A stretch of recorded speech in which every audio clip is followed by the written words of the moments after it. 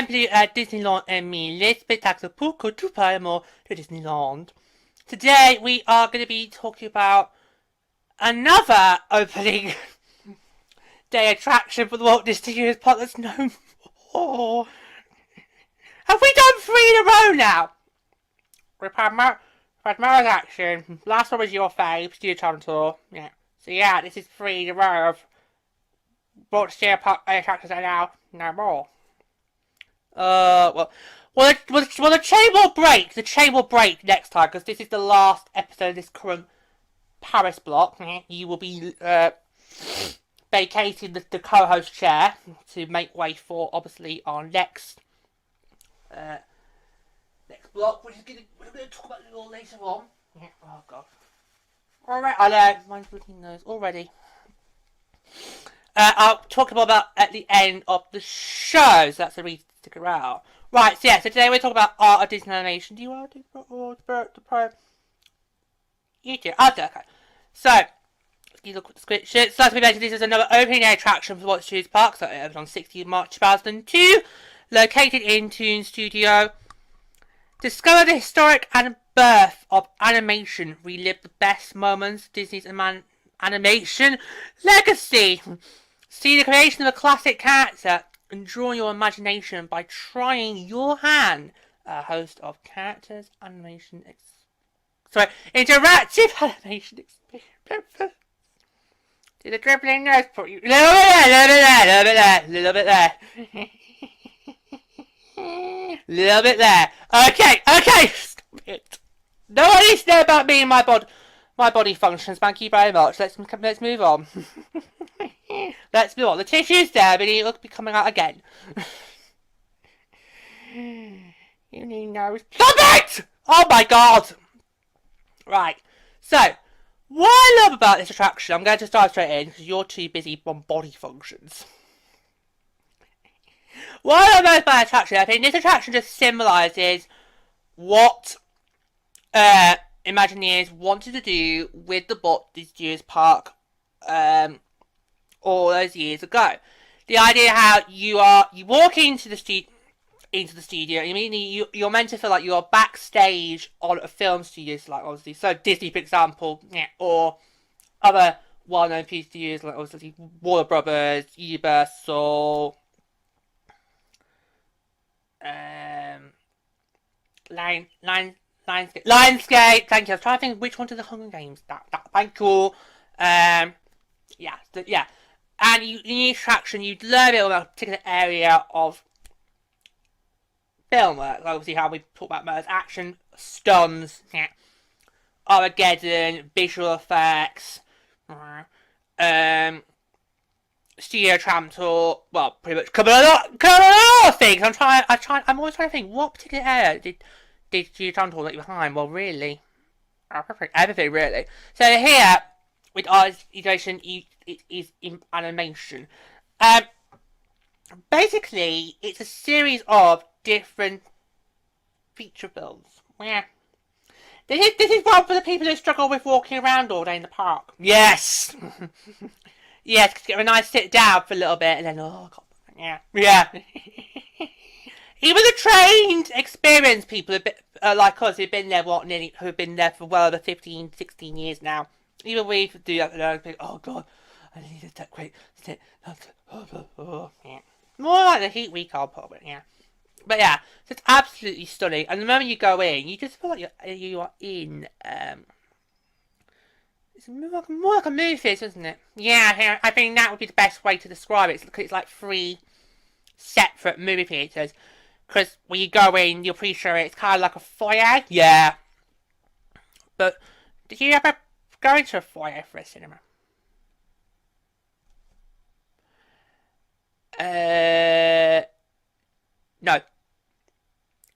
No. Cause I didn't. Because I did remember I was surprised as a kid when you go into your cinema screen, they did say wait in the foyer, but you don't. Cause you just go straight in. Because there's normally like because in art cinema, in our city world, there's like a little seating there. You can just no. I've never really waited in the foyer. Yeah, okay. Yeah, but that's why I think the pre-show kind of gives off, and it's got all these different little bits from old animations, from some of those silly symphonies, and obviously Mickey's Burst on Steve.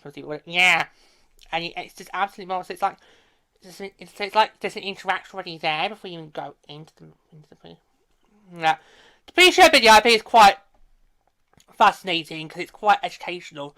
Because you actually learn about the early days of animation, about what animators used to create animation. Obviously, back then we didn't have all these fancy techie stuff we have today.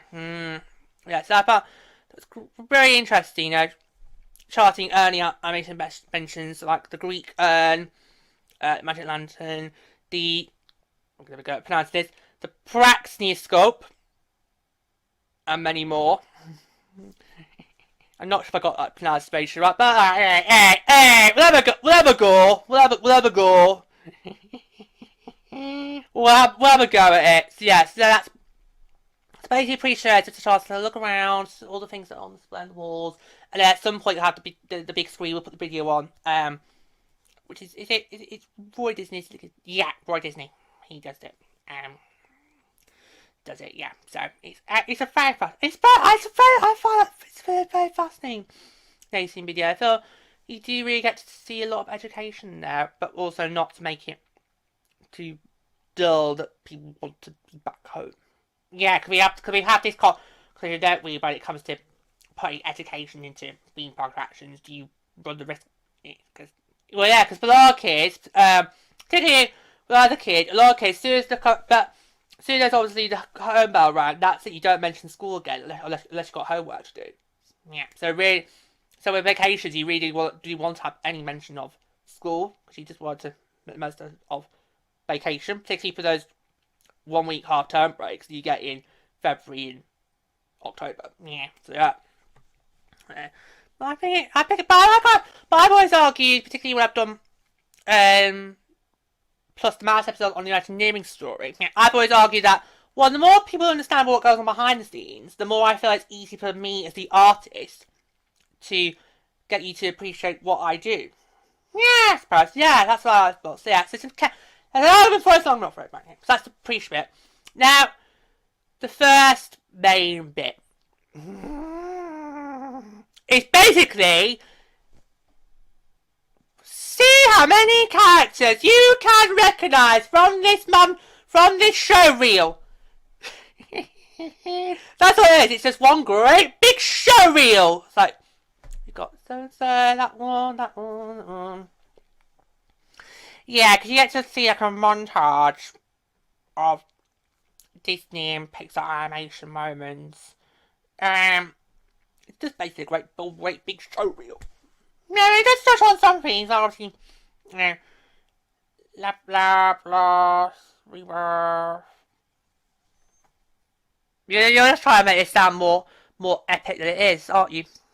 Well, no, you are. You just are. It's just not.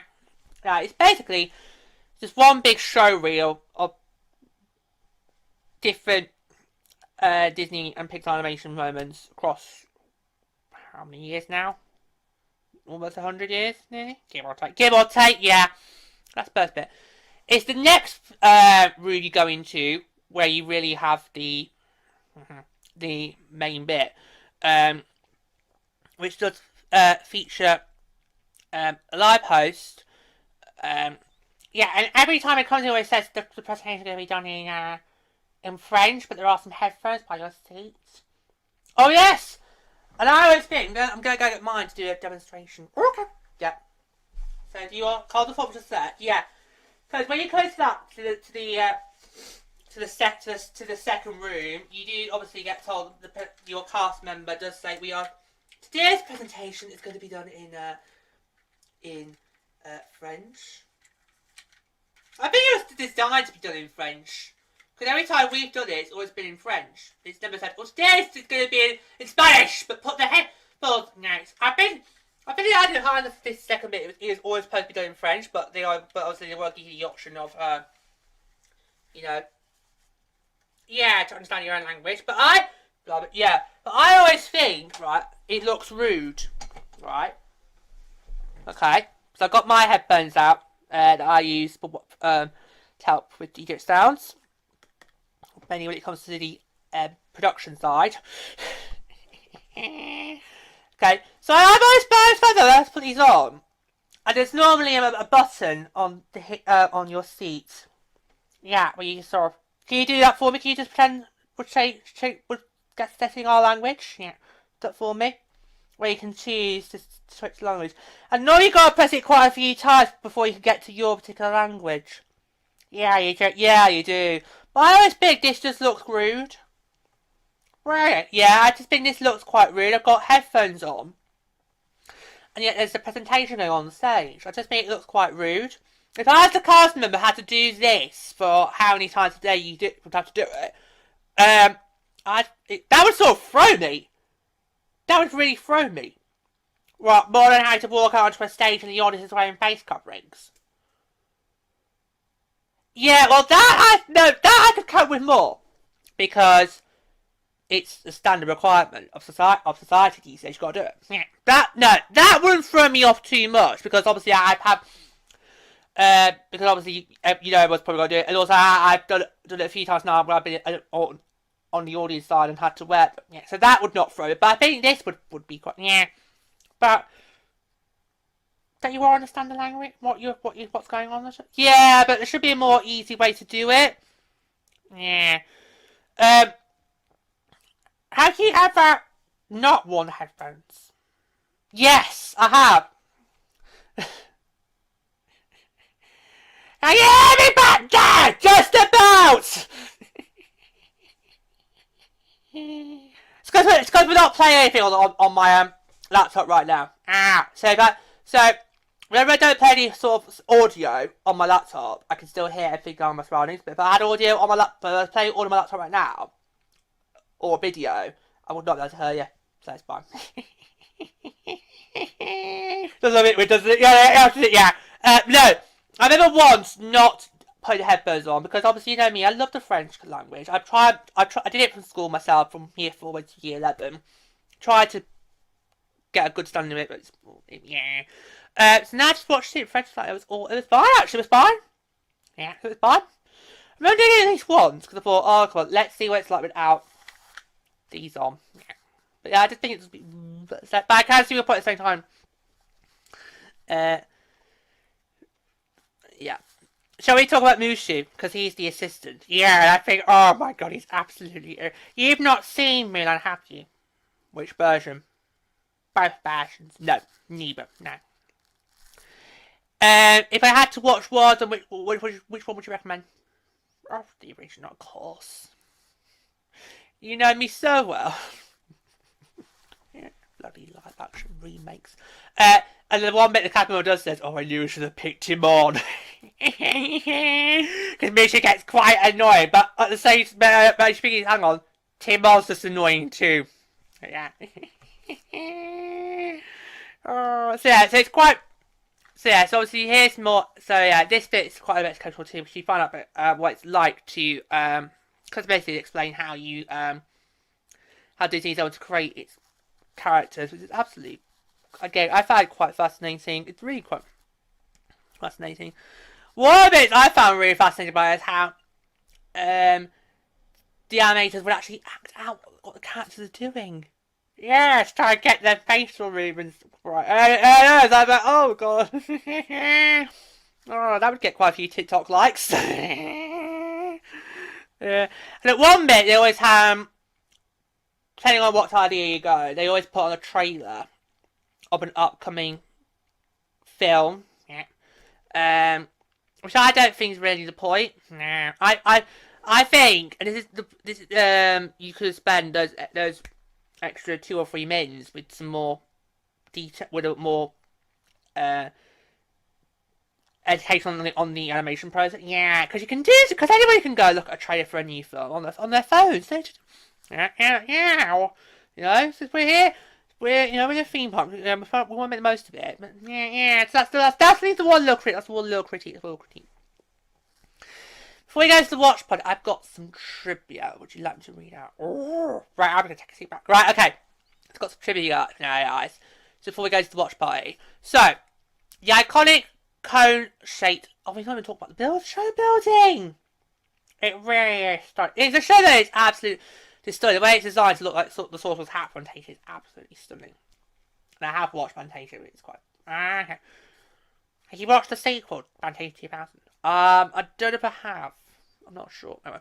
But the iconic Coach Sorcerer's Hat Tower is based on the original at the best feature animation building of the Walt Disney Studios in Burbank, California, built in 1994 at the height of the so-called golden age of the period and designed by architect Robert A.M. Stern, known already at Disneyland Paris for his work on Disney's Hotel New York. Or was it now Hotel New York Art of Marble? Oh, don't start! That's for another video, Head Cheyenne and the East Space Euro Disney Preview Centre, which also features a giant Sorcerer's Hat. Surrounding the Sorcerer's Hat are a series of Disney cat statues. From left to right, you've got Genie, Royal Rabbit, Donald, Hercules, Tinkerbell, Mecha, Tarzan, Bacchus, Mulan, Pinocchio, and Dumbo. Featured in the pre-show area is one of only 2 remaining original multi-plane cameras. Yeah. This invention helped win Walt Disney 2 Oscars for Flowers and Trees and allowed for the layered animation effects seen best in Bambi and short film The Old Mill. Were you thinking of the bit where Bambi's mum gets shot there? Yeah. Evil. Mummy's not coming back for your mummy coming with you anymore. I don't like it. Oh, you evil! Ugh. Yeah, the other one is at the Disney Studios in Burbank, California. Animation adventures featured in the pre-show area include the Greek urn from 500 BC Greece, the magic lantern from 1659, the Netherlands, the Formatrop, I'll spell that for you guys, because I don't pronounce that correctly. No. It's spelled Thaumatrope, that's from 1825 England. Must have been exported.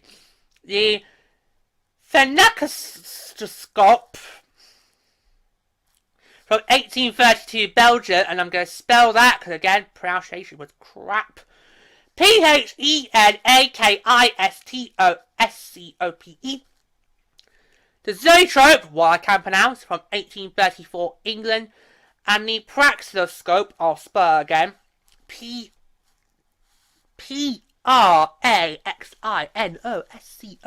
That's from 1870 France. Most rely on a characteristic of the mind, known as persistence of vision, which means we retain an image for slightly longer than our eyes actually see it. Interesting. Now, in mid-May 2007, as part of the 2-studio placemaking project, don't remember much about that now. That must have been to do with obviously Crush's Coaster and Cars. That's must be called.